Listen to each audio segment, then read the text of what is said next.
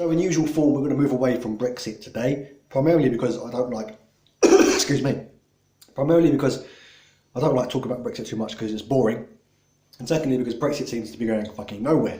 So until there's a significant improvement, a substantial breakthrough on the Brexit front, you won't see me talk about it too much. I'll try and pick various different subjects that we can discuss. And today's subject is Theresa May's Knife Crime Summit. She held a Knife Crime Summit the other day, if you didn't know.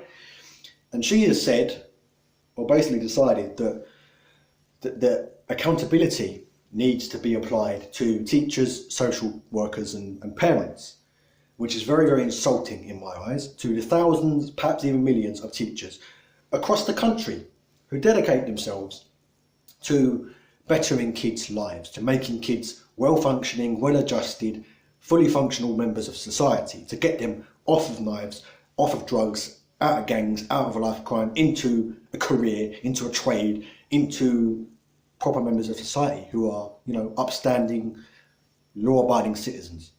That is insulting to them, because when I went to school, I don't know about you guys, but when I went to school, if you had a problem, doesn't matter what problem it was, whether it was a problem within the school, whether it was a problem in your personal life at home, doesn't matter what it was, there was a select group of teachers, certain group of teachers, of about 5 or 6 of them, that would devote their time, their personal time, so their lunch break, after hours, whatever it was, they would devote that time to listen to your issue, take on board what you're saying, and then address the issue in their own time. So they weren't getting paid for this. In their own time, they would address this issue. And that is insulting to them, and that is insulting to the many thousands or millions of other teachers that are no doubt doing that across the country. Terribly insulting. Not to mention the thousands of social workers and parents across the country who are involved in organisations and in group activities and community work to get kids off the street, off of a life of crime. Most of these are voluntarily doing it. They're not paid. How insulting to blame them for the last 10 years of Tory government failure, because Tory government has cut police numbers by 22,000. They have cut social services, they have cut youth clubs and youth services, and basically anything that they deemed not essential to them and their policy of we have to get this government back on track. Well, not really, because they've actually doubled the national debt.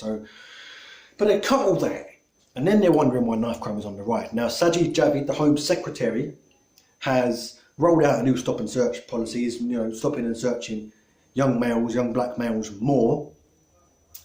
And that, if you've seen any of my older videos, any of my other videos, you will know I'm not a big fan of that policy, because it's just a cheap, tacky type policy, gloss over the problem and pretend like the government is doing something, like, oh shit, knife crime's on the rise, look busy. That's basically what it is.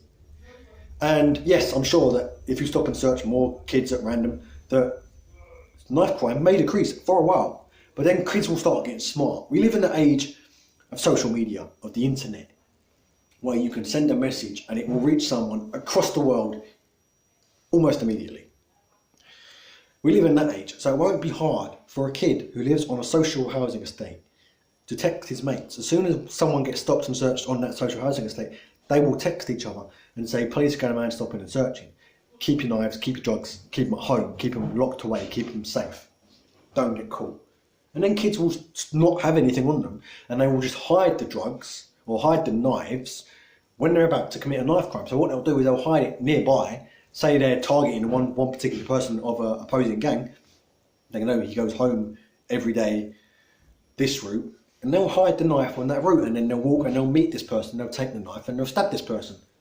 But they won't be stopped and searched, and if they are, they won't have a knife on them. So the police will have to literally catch them in the act, which is very hard to do.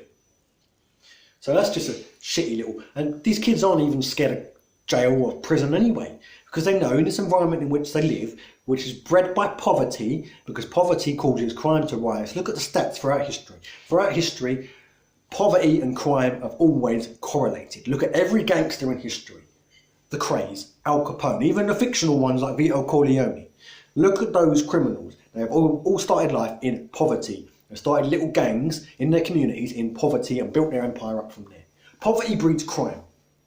That's a fact. It's a historical fact. You can look it up, look at the stats.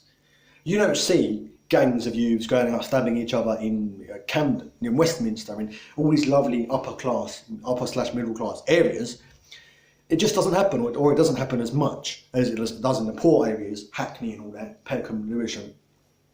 You don't see it because these kids know in this life, in this environment that they're born into, that they're raised in, it's either jail or death or a lifetime of poverty for them.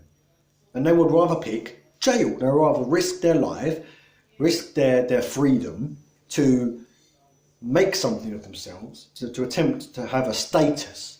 Because sometimes it's not even about money, it's about status, who you are in your community. You want to be Mr. Big for these kids. So they'd rather risk their freedom, risk going to jail. And a lot of times when these kids do go to jail, when they come out, they're seen as a hero. They're seen as like a big daddy, like top man, top boss, whatever as they call it. Top boy on the block or whatever, with the risk of sounding the whitest I've ever sounded in my entire life. They want to be seen as top dog. So they go out and they commit a crime, and if they go to jail, that's just like a status thing for them. They're not worried about jail. For them, it's a status booster. We need to roll out more social services, youth services, police force. PCSOs are cut. 22,000 police have been cut. These kids are being shunned by society, and then we're not doing anything to help bring them back into society and make them feel a part of society and a part of the community, the wider British community as a whole. And this is why they're going out and they're selling drugs and they're stabbing each other and they're getting involved with gangs, etc., etc., because they feel like there's no other route. So it's very insulting for Theresa May to say that basically it's parents' fault, it's social services' fault, it's social workers, teachers' fault. Yes, there is some degree of responsibility that is put down to teachers, parents, social services, of course, but you can't imply that somehow they're not held accountable enough. What we need to do is we need to give the teachers, the parents, the social services, the resources and the funding that they need to actually do what they're doing and do it properly.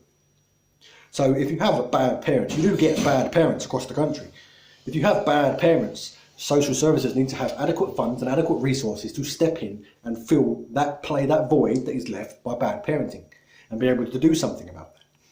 If you have good parents that just simply can't be there enough, you need to step in and do something about working hours, about wages, about poverty, about bills. You need to have some sort of government initiative to reduce the pressure of poverty and to put more money, more resources into social services, youth clubs, etc., youth extracurricular activities where these kids can pick a trade and become something. That is what they need to do to solve knife crime. That is my opinion. Go ahead and disagree if you want. Let me know what you think. By all means. Just remember not to be too aggressive, not to be, abusing other people on the thread. That's all I wanted to say today. Thanks for watching, and I'll see you in the next one.